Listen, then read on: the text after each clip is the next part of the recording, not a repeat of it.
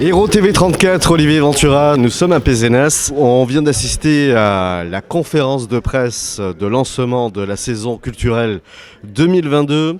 À mes côtés, monsieur le maire, Armand Rivière. Armand Rivière, bonjour. Bonjour. Alors, c'est une ambition claire qui est positionnée sur Pézenas. C'est une ambition claire, celle de réussir 2022, de faire que 2022 soit l'année Pézenas, parce qu'elle est extraordinaire pour Pézenas. Fêter à la fois les 400 ans de Molière et les 100 ans de Bobby-Lapointe, c'est de se placer au centre de rendez-vous culturels qui seront à la fois locaux, mais qui dépasseront ce territoire. Alors, Pézenas avec une signature Pézenas 2022, la culture en capitale. La culture en capitale, parce que cette ville, elle est par essence culturelle. Mes prédécesseurs, bien avant moi, l'histoire de la ville, le passage Molière, la naissance et la vie de Bobby-Lapointe, mais aussi tous ces talents qui émaillent la vie de la ville, fait que cette ville a une ambition culturelle qui est forte, que la ville elle-même, mairie, porte, mais que les 268 associations de la ville portent elles aussi. Et les deux représentés, les deux magnifiés, unis, font que toute l'année à Pézenas, la culture vit pleinement. Alors justement, la culture, on en a beaucoup parlé pendant la conférence de presse, et puis ce message, une énergie incroyable, remettre la culture dans la vie de tout le monde. Il y a une volonté aussi d'accompagner les professionnels, hein. Je parle des intermittents du spectacle, vous l'avez souligné, le spectacle vivant.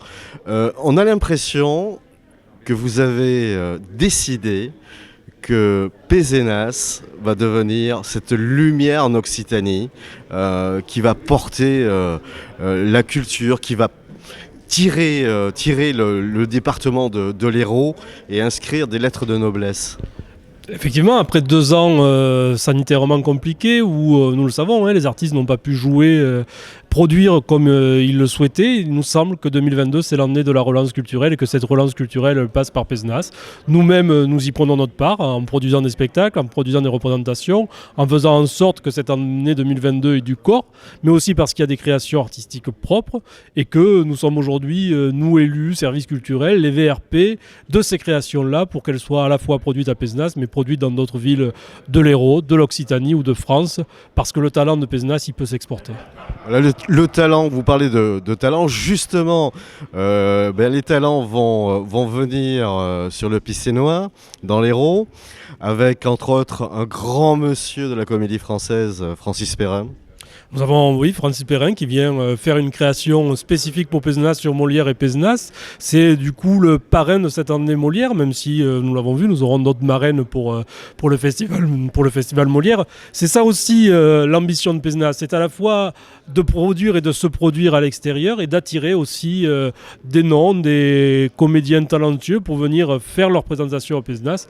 Et avec Francis Perrin, il y a un amour de Pézenas entre Francis Perrin et Pézenas depuis des décennies, que la Mirandella d'Elzar a aussi entretenu, que la ville elle aussi a entretenu, et c'est avec bonheur que nous avons vu sa présentation à lui de cette année-là, mais c'est avec bonheur que le 15 janvier nous l'aurons sur cette scène dans ce théâtre, et que même le 16, le lendemain, il se produira au Cap d'Agde, parce que lui aussi, comme le reste du territoire, comme la communauté d'agglomération, a compris que Pézenas était le point de départ de quelque chose et qu'il fallait que cette année, elle puisse resplendir, rejaillir sur l'ensemble du territoire. Voilà, une énergie positive, retour à l'essentiel à Pézenas, une ambition pour 2022.